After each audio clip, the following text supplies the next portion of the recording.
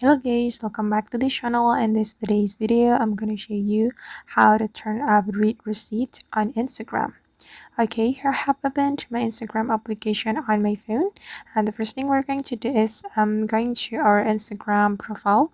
So we can tap on this profile button and we can click on this three lines button to open the Instagram setting, and tap on the settings and privacy. And on this settings and privacy, you have to select the messages and the story replies right here. Okay, and here you can turn off your read receipt on Instagram. You can click on show read receipt. Okay, and if you want to turn it off, you can tap on the circle button. Okay, and now my read receipt on Instagram has been turned off, so other cannot see when I have read their messages.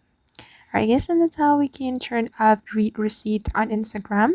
I hope this tutorial will be useful for you. Thank you so much for watching, and if you found this tutorial helpful, don't forget to hit the like button, leave your comments, and also subscribe to this channel. See you in the next video.